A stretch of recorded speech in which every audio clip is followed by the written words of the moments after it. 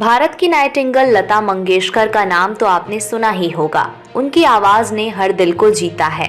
लेकिन क्या आप जानते हैं कि उनकी शादी का राज क्या है? क्या आप जानते हैं कि उन्हें किसने जहर दिया था? क्या आप जानते हैं कि वो सफेद साड़ी क्यों पहनती थीं? आइए जानते हैं लता मंगेशकर की अनसुनी कहानी। पिता ने की थी भविष्यवाणी। लता मंगेशकर का जन्म 28 सितंबर 1929 को इंदौर में हुआ था। उनके पिता दीनानाथ मंगेशकर एक प्रसिद्ध गायक और नाटककार थे। उन्होंने अपनी बेटियों को भी संगीत का ज्ञान दिया। लता मंगेशकर के पिता ने उनके बचपन में ही उनके भविष्य का अंदाजा लगाया था। वो कहते थे कि लता शादी नहीं करेंगी, बल्कि अपनी आवाज से पूरी दुनिया को मोहित करेंगी।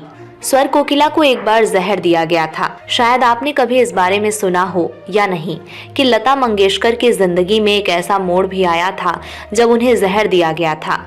ये वाकया 1954 का है, जब वो फिल्म बूट पॉलिश के लिए गाने रिकॉर्ड कर रही थीं। उन्हें एक ग्लास में दूध पिलाया गया जिसमें जहर मिला हुआ था। उन्हें तुरंत अस्पताल ले जाया गया, जहां उनका इलाज शुरू हुआ और ईश्वर की असीम कृपा से वो स्वस्थ हो पाई थीं। हालांकि उन्हें 3 महीने तक बेड पर रहना पड़ा था। जहर की वजह से उनकी आवाज़ भी प्रभावित हुई थी। उन्हें फिर से अपनी आवाज़ को पहले की तरह करने के लिए काफ़ी मशक्कत करनी पड़ी थी। क्यों पहनती थी सफ़ेद साड़ी?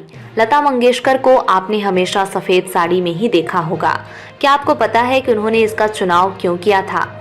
दरअसल उनके पिता की मृत्यु के बाद उन्होंने अपने घर की जिम्मेदारी उठाई थी। उन्होंने अपनी माँ और बहनों का साथ दिया था। उन्होंने अपने आप को एक विधवा की तरह पेश किया था। भारत रत्न लता मंगेशकर ने अपने लिए कोई रंगीन कपड़े नहीं पहने, न ही कोई आभूषण लगाए। उन्होंने सफ़ेद साड़ी को अपनी पहचान बना ली थी। लता मंगेशकर ने अपनी जिंदगी में कई उतार चढ़ाव देखे थे, लेकिन उन्होंने कभी हार नहीं मानी। उन्होंने अपनी आवाज़ से हर किसी के दिलों पर राज किया। आज भले ही वो हमारे बीच नहीं हैं, लेकिन हर हिंदुस्तानी के दिल में वो हमेशा के लिए अमर हैं।